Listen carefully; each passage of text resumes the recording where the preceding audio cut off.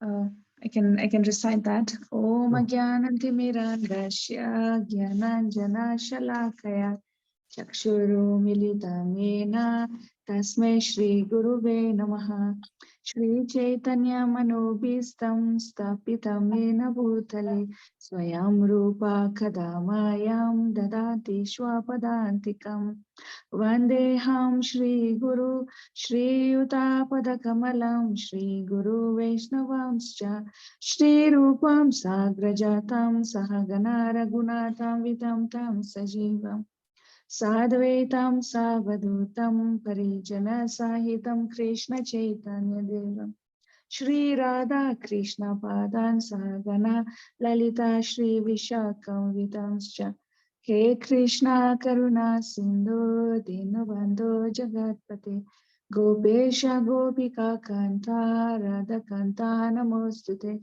Tapta Kanchana Gaurangi Radhe Vrindavaneshwari Vrishabhanu Sute Devi Pranamami Hari Priye Vanchakalpatarubhyascha Kripa Sindhubhya eva cha Patitanam Pavanebhyo Vaishnavibhyo Namo Namaha Jai Shri Krishna Chaitanya Prabhu Nityananda Shri Advaita Gadadhara Shivasadi Gaura Bhakta Vrinda Hare Krishna Krishna Krishna Hare Hare Hare Rama Rama Rama Hare Hare. Prabhuji, today we are reading from 15, Canto 1, Chapter 15, Text 5. Yeah? Yeah. All right. Okay. Over to you now, Prabhu. Okay. Thank you so much, Mataji. Okay. So, yeah, as Mataji said, we'll be continuing our discussion on Chapter 15 of Canto 1. Today, looking at Text 5. So I'll just share my screen.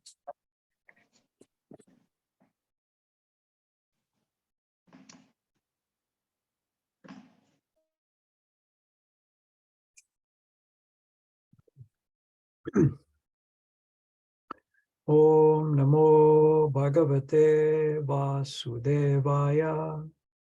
Om Namo Bhagavate Vasudevaya. Om Namo Bhagavate Vasudevaya.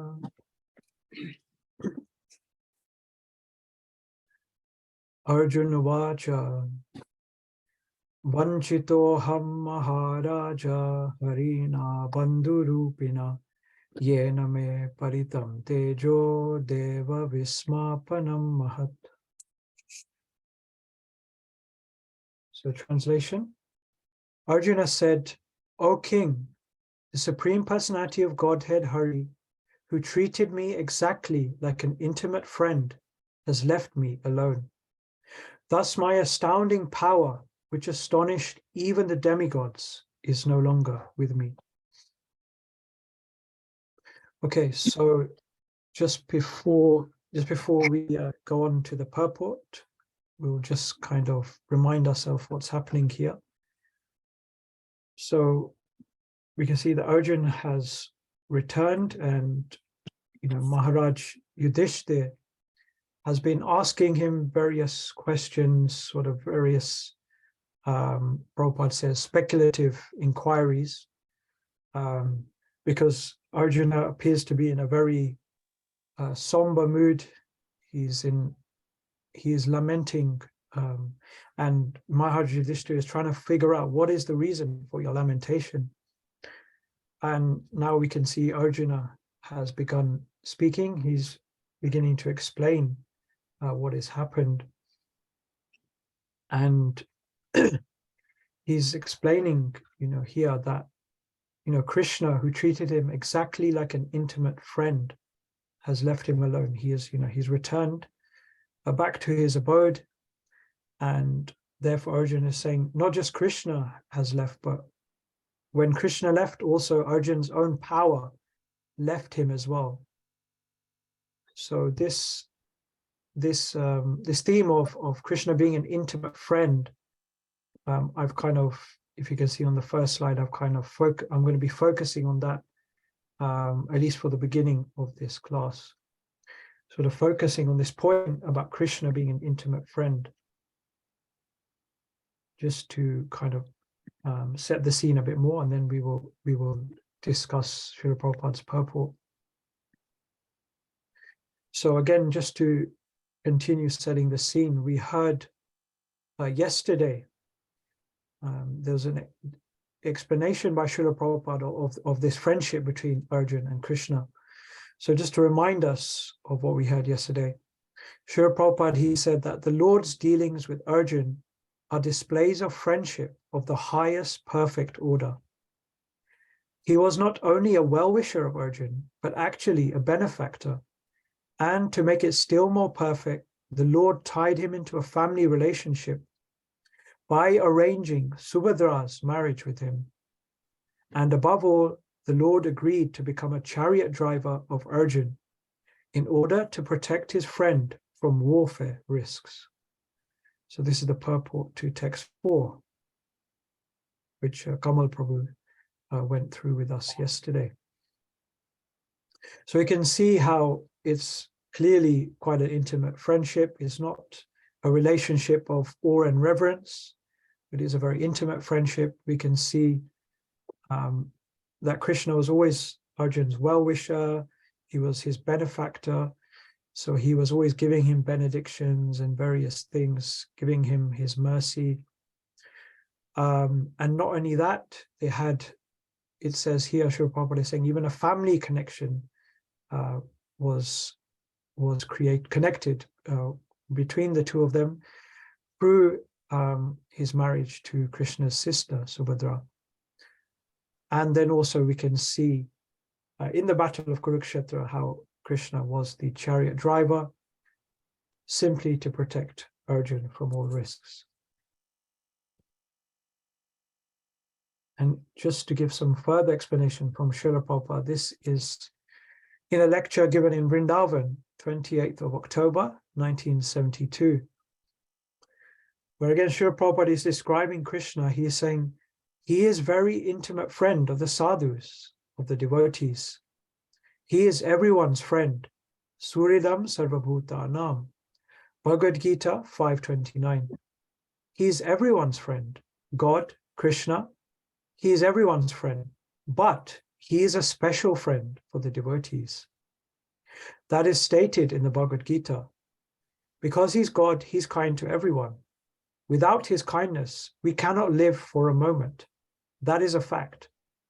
But if one becomes a devotee, then he gives special protection. So we can see here, obviously, it's saying that there was this intimate friendship between Arjun and Krishna.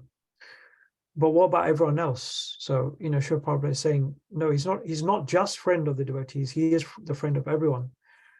As we know, he's the friend of all living entities, the well-wisher of all living entities. And the father, the seed-giving father, he says in the Bhagavad Gita, of all living entities. So it's not that he neglects the non-devotees, but then he gives it's a special protection to the devotees. There is a special friendship between Krishna and the devotees. And Srila Prabhupada explains this often in classes with the analogy of the sun. The sun is there, and it's not that the sun is there for some people and not for others, but the sun is there for everyone. I remember hearing one class, he said, well, if you stay inside and if you don't go out, then how can you benefit from the sun? So he's saying that the sun is impartial, it's there, it's equal to everyone, but we have to take advantage of it. It's up to us. So similarly, Krishna's kindness, Krishna's mercy is there for everyone, but it's up to us how much we decide to take advantage of it. And then, as we know from the Bhagavad Gita, to the extent that we approach him in that way, to that same extent, Krishna will reciprocate. So he is not impartial. He is impartial in one sense, but simultaneously he is partial to the devotees, because obviously, the devotees, they're dedicated their lives to Krishna. They're doing everything for Krishna. And in that way, they have won Krishna's heart. So obviously it makes sense that even though he's a friend to everyone, there will be this special, more intimate friendship between Krishna and the devotees. And then Srila Prabhupada also says, on the lecture of text 1 of this chapter that we're discussing, Srila Prabhupada, he says that he's referring to, you know, the Western civilization, and he's saying that they are trying so many things, so many skyscraper buildings, so many motor cars, so many big cities, but there is no happiness because they do not know what is missing. That missing point we are giving. Here is, you take Krishna and you will be happy. This is our Krishna consciousness movement. Krishna and the living entity, they are very intimately connected, like father and son, or friend and friend, or master and servant, like that. We are very much intimately connected, but because we have forgotten our intimate relationship with Krishna and trying to become happy in this material world, therefore we have to undergo so much tribulations. This is the position.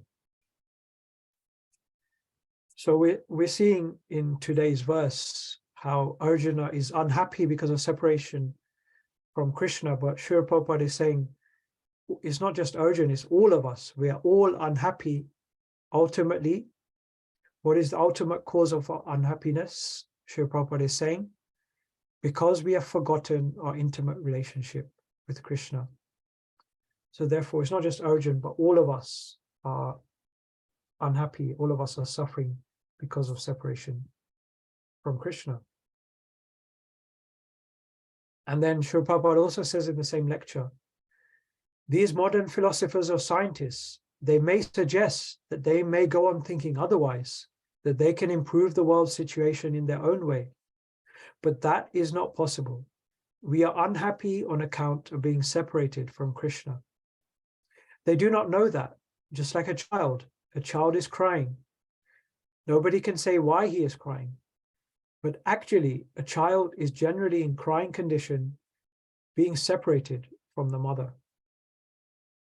So I'm sure we've heard Srila Prabhupada give this analogy before, you know, that just as the child is lamenting due to separation from the mother, we are unhappy, we are lamenting because of our separation from Krishna.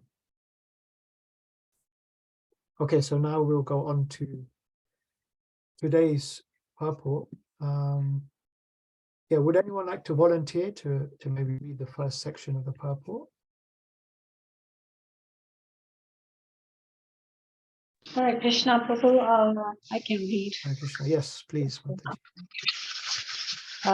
In the Bhagavad Gita 10.41, the Lord says, anyone specifically powerful and opulent in the wealth, strength, beauty, knowledge, and all that is material desire is to be considered but a product of insignificant portion of the complete whole of my energy.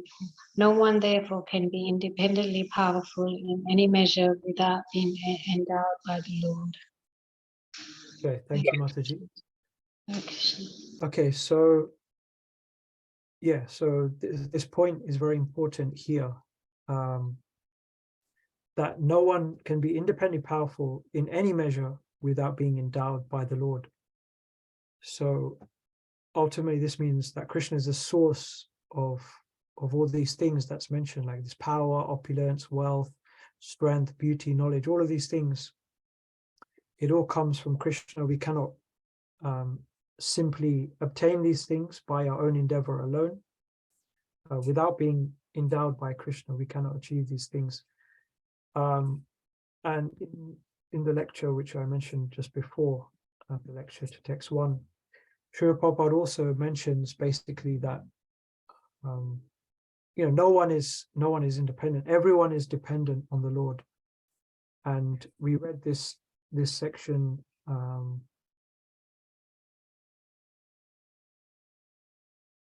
here, that, you know, that in the modern society, philosophers, scientists, all these people, they're trying to by their own way by their own endeavor trying to improve the world situation.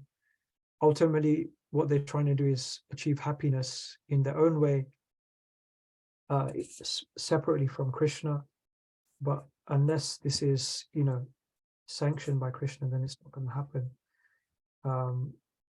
And also, we can, Srila Prabhupada also says often that, that we may think that we, generally feel I'm independent, but then also I'm dependent to some extent to, like my close family members or my friends or like that. And we think, Srila Prabhupada says, we think they are my soldiers. And when I'm in great difficulty, then they will save me, they will protect me. But again, without Krishna's sanction, without Krishna's endowment, then it's not going to happen. They're not going to be able to protect us. So ultimately, who should we seek protection from? Krishna. And sort of approaching Krishna, turning to Krishna, and ultimately, as we heard before, becoming a devotee. We heard from Srila Prabhupada that if one becomes a devotee, he gives special protection. So this is the real protection from Krishna. The real protection we can receive from Krishna, which we can also say which goes beyond this lifetime as well. All these things, they may give us some protection temporarily within this lifetime. For example, we go back again, all these things like we have wealth, we have strength, beauty, knowledge, and that helps us, in our lives for temporary time, but, ultimately they're lost. For example, wealth, we know we can lose in an instant. Something can go wrong and we can lose our wealth. Strength, obviously, in old age, that goes away. Beauty goes away in old age. Knowledge we can also lose some of that knowledge in old age as well. So yeah, all these things we can lose. So they can help us, protect us for maybe a short time, but Krishna's protection is eternal. So then, if we look at the next section of the purport, would anyone like to volunteer to read this, please? I can read, Prabhu. Oh, thank you, Mataji. When the Lord descends to the earth along with his eternal, ever-liberated associates, he not only displays the divine energy possessed by himself, but also empowers his associate devotees with the required energy to execute his mission of incarnation. Thank you, Mataji. So, okay, so now we're discussing Krishna's, when Krishna incarnates on this planet, when Krishna descends. And it says here, obviously, with his associates as well. He never comes alone, as we know. And like it says here, he displays his own divine energy, but then he also gives that energy to his devotees as well, simply to execute his mission. So basically, his devotees, his associates, come with him to help him with that mission. So what exactly is this mission of incarnation? When Krishna incarnates, what is his mission? So I'm sure we've all heard this in Bhagavad Gita, chapter 4, text 8, Paritranaya Sadhunam. Krishna states that he appears in various incarnations for three general purposes: to deliver the pious, to annihilate the miscreants, and to re-establish the principles of religion. So these are kind of very general, broad purposes for any of those incarnations. So whatever incarnation it is, this will be the general purpose of that incarnation. But then, if we look further, what is specifically when Krishna comes as his original form, as Krishna himself, Shyama Sundar, then does he have a specific purpose for that for that? Yes, he does. So, we understand Krishna appears specifically for another purpose. And Srila Prabhupada explains in the purport to Bhagavad Gita 4.8 what that purpose is. So he says, Lord Krishna is the primeval Lord, the fountainhead of all avatars. Lord Sri Krishna descends for the specific purpose of mitigating the anxieties of the pure devotees, who are very anxious to see him in his original Vrindavan pastimes. Therefore, the prime purpose of the Krishna avatar is to satisfy his unalloyed devotees. So we could see generally when he incarnates, yes, obviously he's coming to deliver the pious, he's coming to annihilate the demonic personalities, and generally, he's coming because the principles of religion which he had established in the previous incarnation, generally over time, they faded away, and people are no longer following them. So again, he has to come, and remind us of what we've forgotten. But when he appears as himself, as his original form, he's just basically coming to please his devotees. Just as Krishna's devotees simply dedicated to pleasing Krishna, Krishna also is dedicated to pleasing his devotees. So that's basically the main reason. All of these other things in comparison are secondary, because Krishna, he can even achieve these things without coming himself. Just through his energy, he can achieve these things. So he doesn't actually have to come to do those things. But this, he has to come, he cannot display his original Vrindavan pastimes just for his energy. He has to come himself and display those pastimes and attract the hearts of his devotees. And also we hear elsewhere, not just attract the hearts of the devotees, but also attract the hearts of the fallen conditioned souls. Because we hear about these beautiful, amazing, loving pastimes between Krishna and his devotees. Then even the fallen conditioned souls hearing these, they become attracted as well. So Krishna is trying to please his devotees and also trying to attract the fallen conditioned souls back to him as well. Okay, so then continuing with the purport, I know we don't have so many people today, but would anyone else like to read this section, please? Hare Krishna, Prabhu, I can read it. Thank you, Mataji. It is also stated in Bhagavad Gita 4.5 that the Lord and his eternal associates descend to the earth many times, but the Lord remembers all the different roles of incarnations, whereas the associates by his supreme will forget them. Similarly, the Lord takes away with him all his associates when he disappears from the earth. Hare Krishna, Mataji. Sorry, I pressed that accidentally. No problem. Yeah, okay, so Srila Prabhupada is saying here, he explains when he's speaking to Arjuna in the Bhagavad Gita, he's saying that, we've come here many times, but only I remember all of them. You don't remember. So all these various incarnations, unlimited incarnations, we know. We hear from Srimad Bhagavatam that there are actually unlimited incarnations. So the Lord remembers all of these, because he is just appearing as he is in his self-same form. It's not like a conditioned soul that appears in a different body, then another body, then another body. So because we are appearing in different bodies, we forget.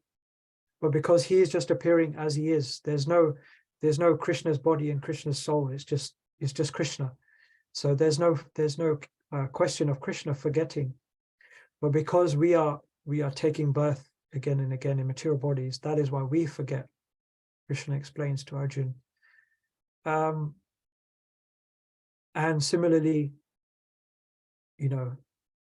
so we heard the Lord descends with his eternal associates, And then when he goes back to his abode, then he also takes his associates with him. But there's this quite interesting here, because obviously I mentioned that explanation from Krishna to Arjun, but that's regarding the fallen conditioned souls, that are taking birth in material bodies. That's why they're forgetting, they don't remember their previous lives. But here Srila Prabhupada is saying, even Krishna's associates, they forget the previous times they came down, they forget that. So why would Krishna want that? But obviously, we understand all of this is for the purpose of enjoying pastimes, for the purpose of enjoying various rasas.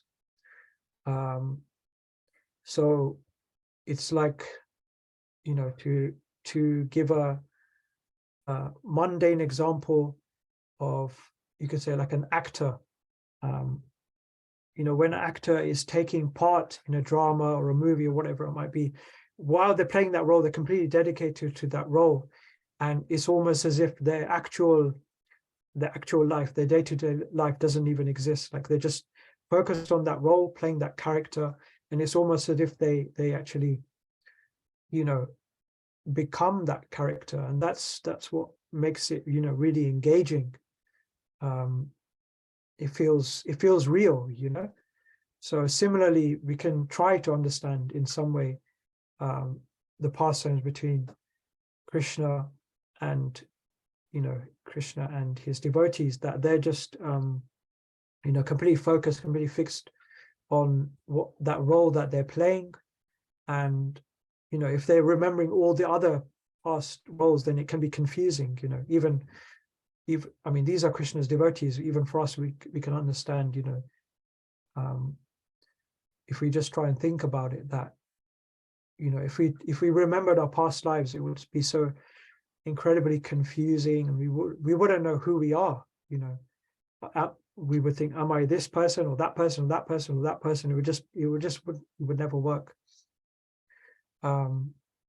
So if we try to understand it in that way, then it kind of makes sense, why Krishna would want them to forget. And then obviously sometimes he again, as part of the pastime, sometimes he reminds them of who they were, like for example in some of the pastimes with Chaitanya Mahaprabhu, where he'll be having pastime with certain devotees, and then he'll remind them of who they are in other pastimes. Like for example, how some of the devotees, obviously this is Gaura Leela, but then he reminds them, oh, in Ram Leela you were this person, in Ram Leela you were Hanuman, or this and that, or so. But that's just part of the pastimes. But generally, as Srila Prabhupada says here, Krishna, by his supreme will, he makes them forget. Okay, so moving on. Do we have another volunteer to read this, please?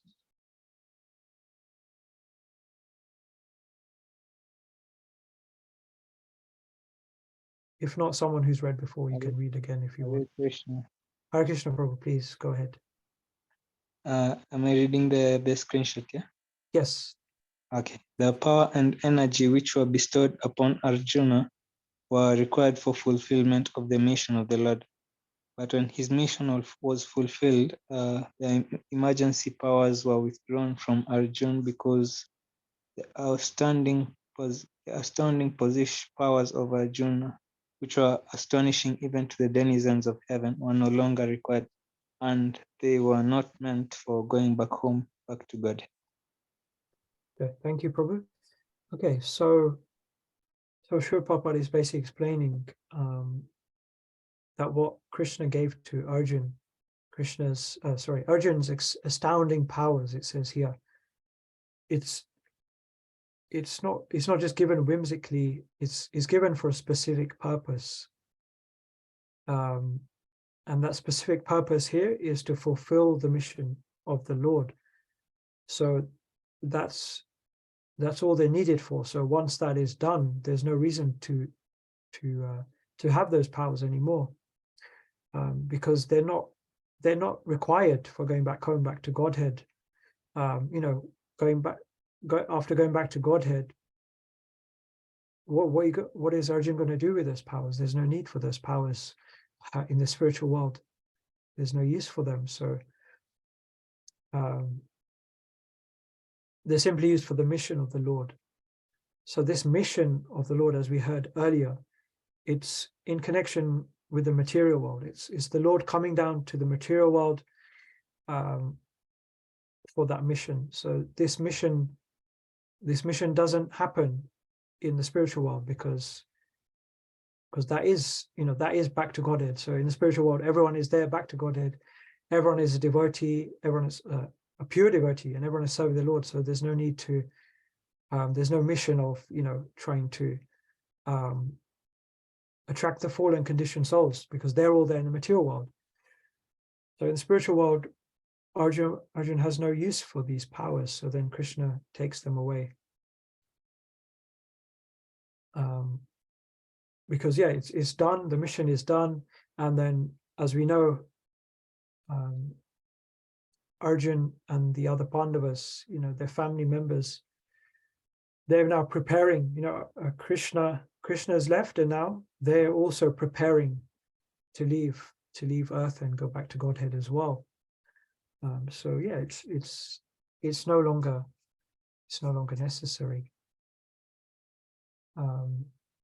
And you know, saying these powers that Arjun had were astonishing, even to the denizens of heaven. So even to the demigods, basically. So you know, such incredible power Arjun had, but it was all taken away. And we will have a look a little bit later in the later slides how Arjun reacted to that. What was his response to, you know, he had such great power, unrivaled power, and that was all taken away. And as we heard, I think Kamal Prabhu mentioned as well yesterday, that he became so comparatively weak compared to how he was before, that he was defeated by coward boys.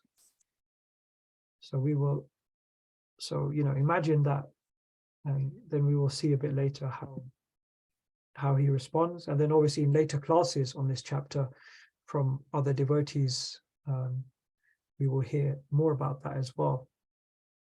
So yeah, Srila Prabhupada then goes on to say that if endowment of powers and withdrawal of powers by the Lord are possible even for a great devotee like Arjun, or even the demigods in heaven, then what to speak of the ordinary living beings who are but figs compared to such great souls? The lesson is, therefore, that no one should be puffed up for his powers borrowed from the Lord. So yeah, so we heard here that, you know, such a great personality, he received his power from Krishna, and then again that same power was withdrawn by Krishna, and same for the demigods. So what to speak of us here in the material world? You know, so you know, the same thing can happen for us, that those things that are given to us, those skills, talents, abilities, as quickly as they're given to us, they can be taken away. So therefore, Srila Prabhupada is saying that they're borrowed. They don't actually belong to us. They're borrowed. So if they don't belong to us, then if we understand that, then we're not going to be puffed up, because we don't think, oh, it's my strength, my beauty, my this, my that, because it's not mine. So why would I become puffed up? So if we understand that, it's a very powerful lesson. So Srila Prabhupada is making that point here. And then he ends the purport by saying that the sane man should rather feel obliged to the Lord for such benefactions, and must utilize such power for the service of the Lord. Such power can be withdrawn at any time by the Lord. So the best use of such power and opulence is to engage them in the service of the Lord. So Srila Prabhupada is basically saying to simplify this, that basically when we feel genuinely grateful to the Lord for what he has given us, we will naturally desire to reciprocate by using those gifts in his service. So yeah, when we really understand that, oh, this is all given to me by Krishna, so then if we understand that, then we will naturally feel gratitude to Krishna and think, okay, Krishna has given me these things, I want to give something to Krishna. So why not, why not use what Krishna has given me to serve him, to please him? And we understand that is the best use of those things, of those gifts that he's given us. And now I would like to focus a little bit on this point of gratitude. So Kamal Prabhu mentioned a little bit about this class yesterday, this class from Raj Bihari Prabhu, which is actually on text 5, today's text, given in ISKCON Chaupati, 19th of November, last year actually. So there's not so much time, but I do have some slides, some points from his class, which I thought were really nice, really powerful. So I've added them here. But anyway, let's see how much we can get through, and then we'll stop for any questions. So Braj Bihari Prabhu, early on in the class, he says that from Arjun's example, especially in this chapter, we can see two principles that come up very striking. And these two principles will save us during crisis, our painful situations. So what are the two principles that can help us during situations when life gets overwhelming? So here, Braj Bihar Prabhu gives the first principle. Maybe would anyone like to volunteer just to read this first section, please? Hare Krishna, I can read. Okay, please, thank you. The first principle Arjun reveals in this section, if you will see now, the series of verses that will start, is the principle of gratitude. And ironically, Arjun, when he's being stripped of his power, he's practicing gratitude. See, Arjun is visibly doing two things here. And he's doing it now because he did that whole of his life. Thank you. So, as Braj Prabhu said, he picked out two principles from this verse, or actually from this particular section of chapter 15, where Arjun is speaking to Maharaj Yudhishthir. And like I said before, we're going to look a little bit on Arjun's reaction. So this is Arjun's reaction to being stripped of his power. That even though he's lost everything, what is he doing? He's practicing gratitude. So from a material point of view, this is very surprising. So how is this happening? What is it that is making Arjun feel gratitude when Krishna has taken away from, when Krishna has taken things away from him? From a material point of view, it doesn't make sense. Why would you feel gratitude to the person who's taken from you? So Prabhu goes on to explain that, if we're not grateful when Krishna is giving us, then how will we be grateful when Krishna takes it away from us? You see? Because eventually Krishna will take. And that time we are supposed to be grateful. And Arjuna, if you see, as Krishna is taking everything from him, he's grateful. That means he was always Krishna conscious. He was always grateful. Otherwise, it's not possible to be grateful to Krishna when we are losing.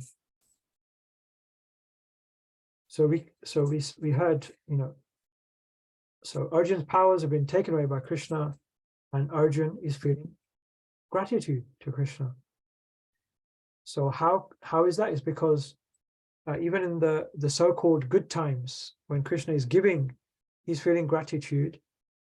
So then it becomes a lot easier when things are being taken away to still feel that gratitude. So in other words, we have to be always grateful, as it says here.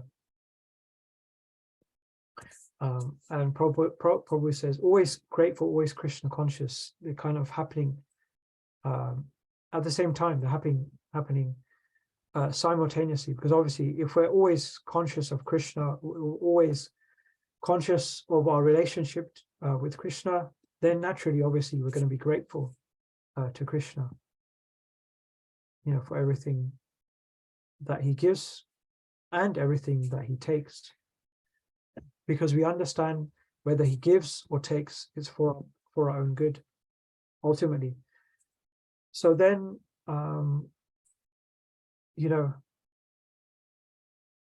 he goes on to say that, make a slightly different point, that it doesn't matter, like, it's not that we have to find something really big to be, oh, Krishna, you did this great thing for me, such a big thing, and therefore, we can express gratitude, even for small things. So he says here that sometimes, we thank Krishna for some ordinary thing that we get. Krishna, thank you. By your mercy, I was able to get this, I was able to get that. I was able to get that car, I was able to get these exam results, I was able to get this phone, this new camera, whatever it might be, this some small thing. We're saying actually there's nothing ordinary when we're actually remembering Krishna. And he says this very beautiful point, that it is better to remember Krishna with gratitude for ordinary things than to forget Krishna in the pursuit of the extraordinary thing. Because it is the small things that make a big difference in our lives. Every day, adding gratitude will eventually, hopefully, help us practice gratitude when we are losing everything that we hold dear. So even the very small things, every day, when we're remembering Krishna, we're conscious of Krishna, then if we're conscious of Krishna, then we will be able to understand, we'll be able to see every day that, oh, this happened today. This must be, this couldn't have happened without Krishna's mercy. This happened, and it's all down to Krishna. It's Krishna's arrangement. And if we're able to see that and feel gratitude for that every day, then it all adds up, it all builds up. And then when we are in those very difficult situations like Arjun was in, like I said here, when we're losing everything that we hold dear, still, even then, we'll be able to practice gratitude. So this word of practice is very important. Literally, we are practicing every day. It's obviously, we think of gratitude and think, oh yes, from the heart. It's a very natural, spontaneous almost thing. Like, it's not something we equate to practice. It's we feel, oh yeah, I feel grateful. It's from the heart. But that's, to be always grateful like that can be difficult. So we actually have to practice it. We actually have to make a conscious effort before it can become spontaneous. We actually make a conscious effort every day to practice gratitude, just like in a wider sense, devotional service. We always say we're practicing devotional service. So before we can get to that stage of spontaneous devotional service that we're all trying to get to, we have to practice it every day. We have to make a conscious effort to do it. And then Prabhupada said, sorry, not Prabhupada, Bihari Prabhu, he then goes on to make a different point that, we can be, we feel generally, what do we do when we feel gratitude? We say thank you. But then he goes on to say like 3 kind of levels of this, that he says, first of all, we can say thank you, but we may not actually mean it. Then higher than that, we say thank you and we actually mean it. But then even higher than that, he says, there is an even higher level of gratitude where you're not simply saying thank you or meaning thank you, but you're living a thank you. You're living it. So Arjun was living gratitude, and therefore when he was now bereft of his power, he's able to thank Krishna. So, okay, so we feel grateful to Krishna, but are we living our lives according to that? That's actually a high level gratitude. So I feel grateful to Krishna for everything he's done for me. So let me live my life in such a way that I'm actually reciprocating and actually showing that gratitude to Krishna. Okay, would anyone like to read the second principle, please? Hare Krishna Prabhu, I could read it. Okay, thank you, Mataji. Hare Krishna. So, second principle that comes out shining in this section is connection to the sound vibration, connection to Shastra, scriptures, connection to Shastras and scriptures. Arjuna valued it. He held it sacred when he was in charge, when he had control of his life, and now when he's disoriented, Arjuna is disoriented. Arjuna is in pain. He's able to align his consciousness to these instructions. Hare Krishna.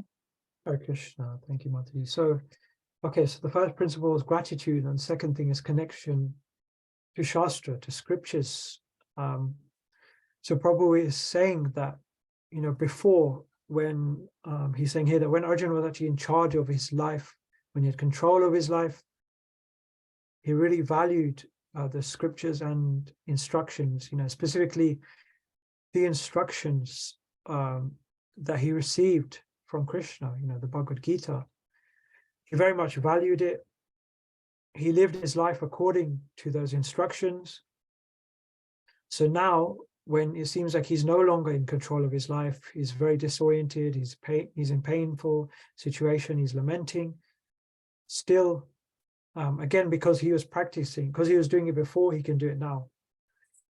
So again, both these things, practicing gratitude now, when we have things, allows us to still practice gratitude when we lose things. Similarly, connection to Shastra, when things are seemingly okay in our lives, will, if we're doing that regularly, then we'll be able to do it.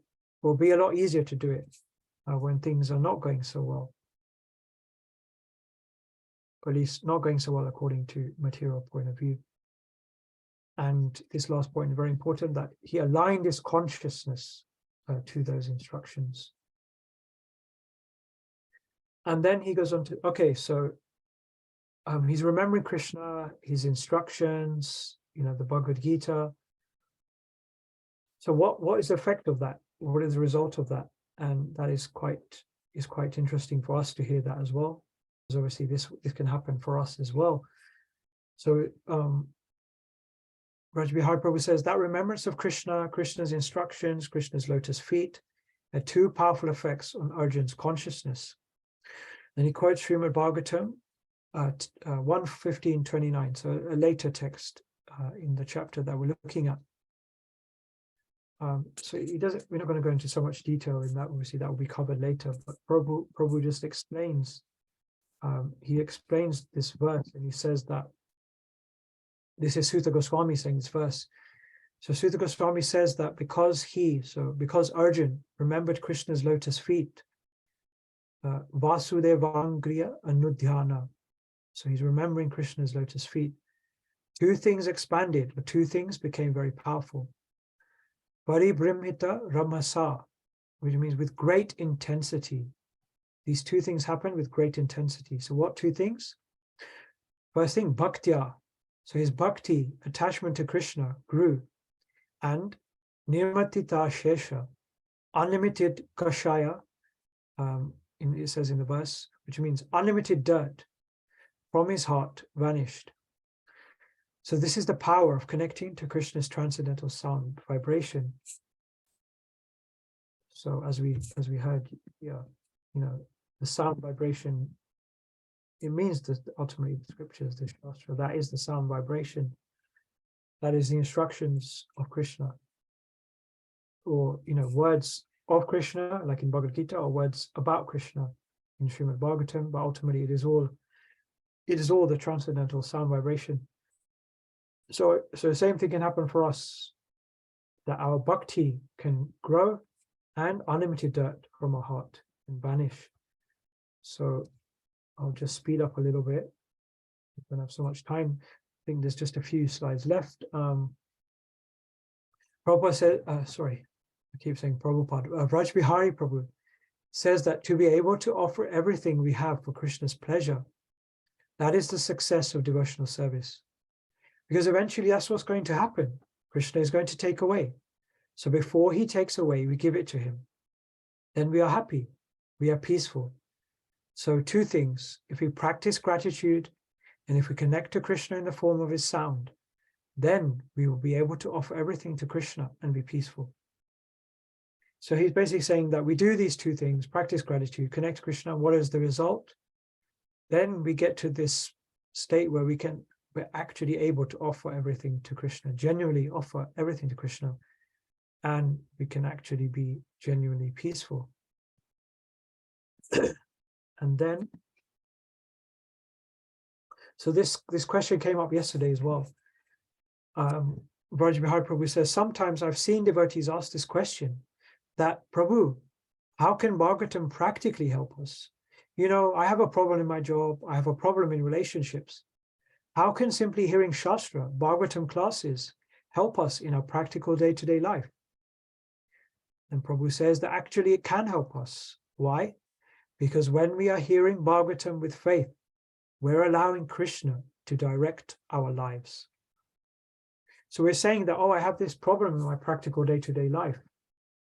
By hearing the scriptures, hearing Bhagavatam with faith, then Krishna starts to take a more active role in our lives. He starts to direct our lives. And ultimately, then things can actually start to change for the better.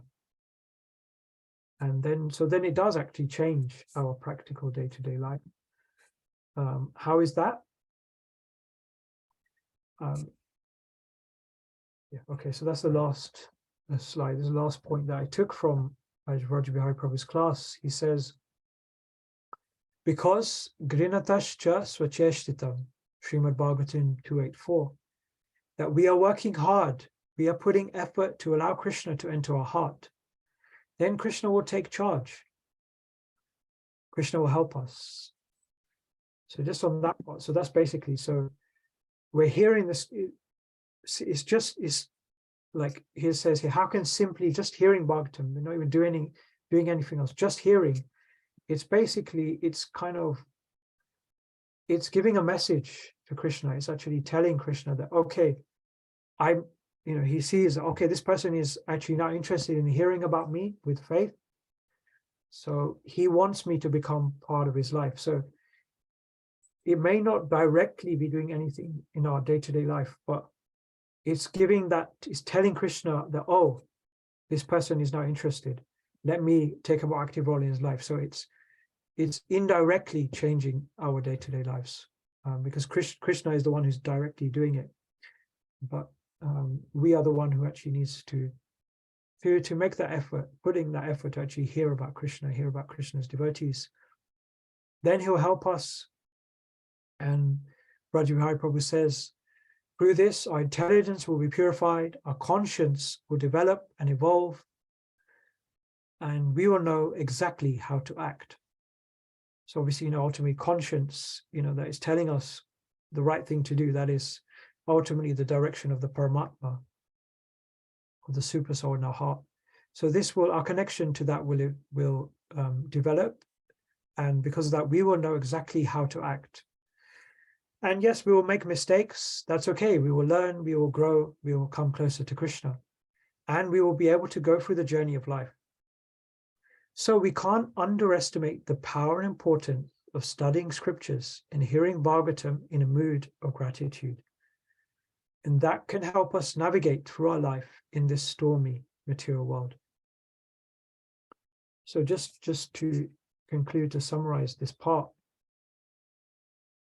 that we heard that we should do these two things, practice gratitude and connect to Krishna in the form of sound vibration, which practically means the sound vibration practically means scriptures. So gratitude and connection to scriptures, these two things combine together. So we're studying scriptures, hearing the scriptures in that mood of gratitude, and that is what can help us navigate through these very difficult situations, similarly to how Arjun, because of his gratitude to Krishna and his remembrance of Krishna and Krishna's instructions, because of all that, he was able to also navigate through this incredibly difficult situation. Hare Krishna. So I'll end the presentation here. And yes, I know it's basically 7 o'clock, but if anyone has any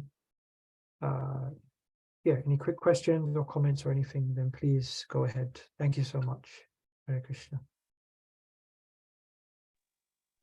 Hare Krishna, Prabhu. Hare Thank you Krishna. for the great class, Prabhu. I learned a lot, especially about remembering Krishna in both the positive and negative times, and how to learn how to be grateful in both those times. So I think it's really important and it's really inspiring for our daily lives to try and imbibe this information. Today I'm standing in for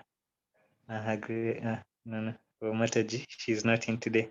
Yep. So I request the devotees, if there's anyone with any questions, comments, please, I can raise it up.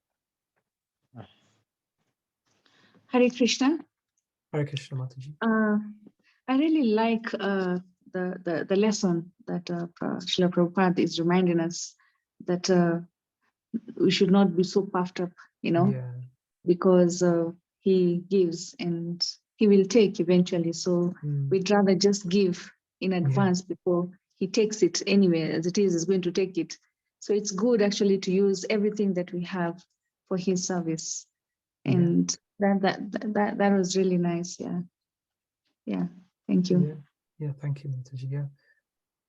Yeah, as you said, because if we don't use them, they're going to go anyway, so we might as well.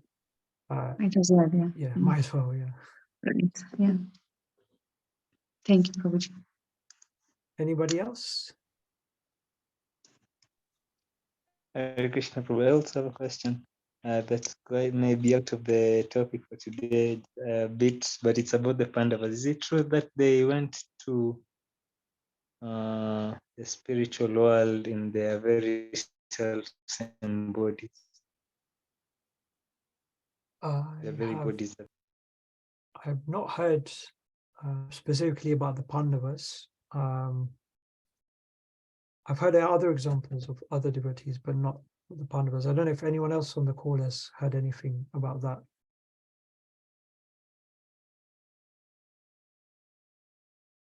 No, I'm sorry, Prabhu. I haven't actually heard that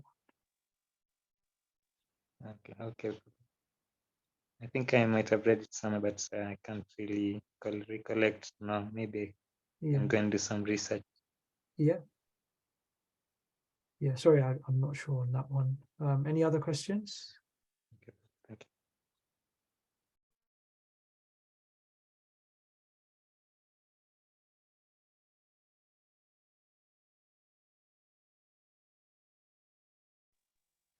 you. Okay. Yes, Prabhuji, please continue. Okay. There are no other questions, and then I can pass Prabhu, please, to end the session today. You're on.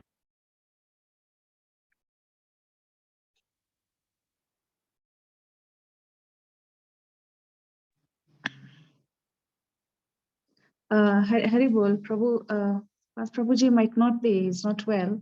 So maybe I'd like to request you, Prabhuji, to end the session. Okay. Thank you, Prabhu, for this wonderful class. It's been a great session.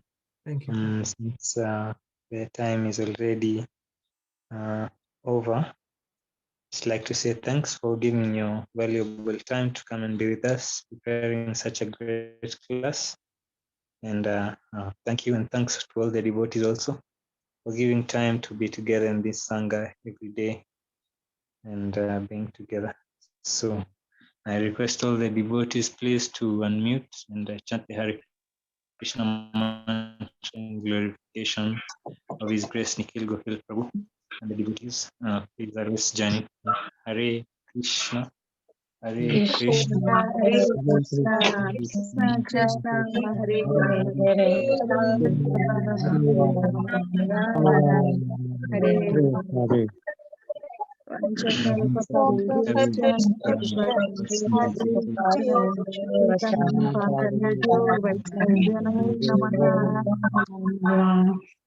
Hare Krishna. Srimad Bhagavatam ki, Jai. Srila Hare Prabhupada ki, Bolo. Jai. His Grace Nikhil Gohil Prabhu ki. Hare Bolo. Hare Krishna. Hare Krishna. And Thank you hello very to much, all. Prabhuji. Thank you very much, Prabhuji. Hare Krishna. thank you. Thank you, Hare Krishna.